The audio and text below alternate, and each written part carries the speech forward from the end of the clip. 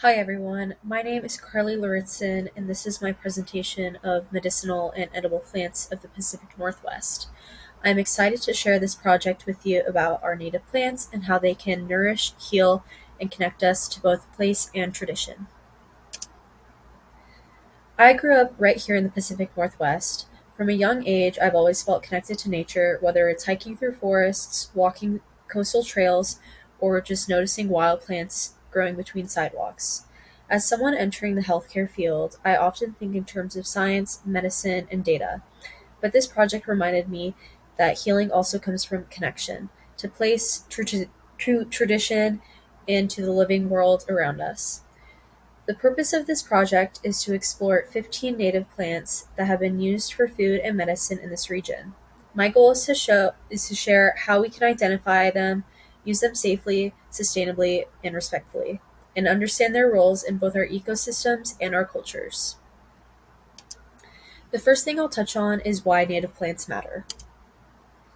Native plants are essential to our local ecosystems. They support pollinators, stabilize soil, and sustain wildlife. Culturally, many of these plants have been used for generations by indigenous peoples.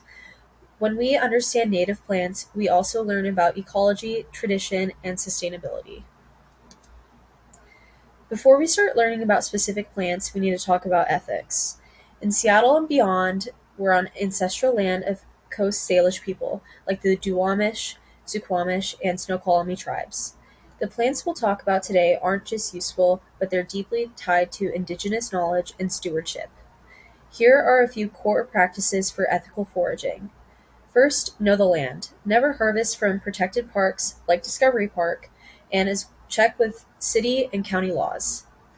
Take less than 10%, leave more than you take. Never take the first or only patch. Next, harvest gently. Use scissors or knives, avoid ripping or trampling. Also, give back, offer thanks, leave seeds, and support local and indigenous groups. Above all, if you can't forage sustainably, legally, and respectfully, don't. The plants that we're talking about today are split into three groups: edible greens and herbs, then berries and fruits, and then lastly, roots, bark, and deep medicinals. In the edible greens and herbs group, we will cover stinging nettle, yarrow, miner's lettuce, fireweed, and wild ginger. First is stinging nettle. This plant grows in moist, shady places like stream banks. It has heart-shaped leaves and tiny stinging hairs. It's incredibly nutritious, rich in iron and protein. Once steamed or dried, the sting disappears. Nettle tea is great for allergies and inflammation. Make sure to use gloves to harvest, as it's quite irritating due to the stings. Next is yarrow. Yarrow grows in open grassy areas and has feathery leaves in a white flower cluster. It is used to stop bleeding and relieve fevers. You can add the young leaves into salads sparingly, but avoid using it if pregnant, because it is so potent. Next is miner's lettuce. Miner's lettuce is very easy to spot. It has rounded leaves with a little flower growing right out of the center. Found in moist, shaded areas, it's mild, juicy, and great in raw salads. It was eaten by miners to prevent scurvy, which the name comes from. Fireweed grows in tall with bright pink flowers. It shows up in disturbed areas, especially after fires. Shoots, leaves, and flowers are all edible. The tea is soothing for sore throats and inflammation. Next is wild ginger. This plant hugs the forest floor and has heart-shaped leaves. The rhizome smells of ginger and can be used in teas for digestive support, though it is not the same as store-bought ginger, so use in moderation. For the next group, we'll be covering berries and fruits, including salal, red huckleberry, thimbleberry, Oregon grape, and the big leaf maple. Salal has shiny evergreen leaves and deep purple berries. The berries are sweet and can be dried. Leaves are used as an astringent for wounds and is very common in coastal forests.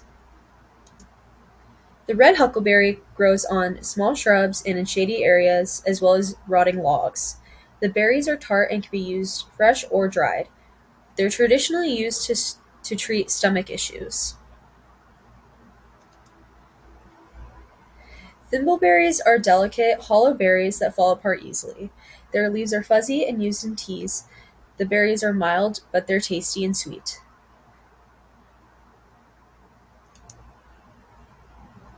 The Oregon grape looks like holly with sharp leaves. The berries are dark blue and very tart.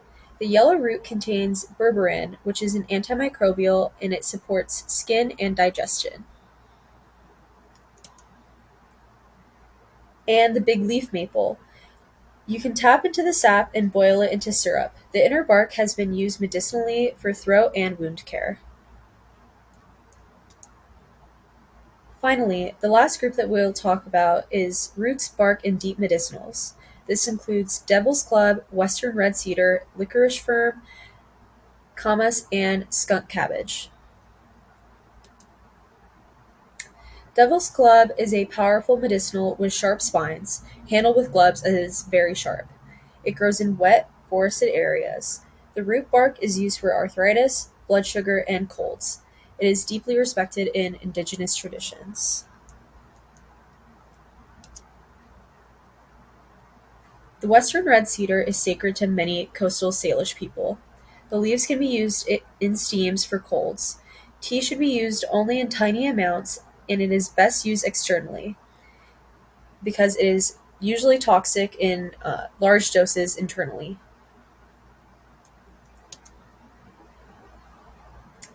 Licorice fern grows on mossy maple trees. The rhizome tastes sweet, like licorice, and is chewed for sore throats. It is safe in small amounts.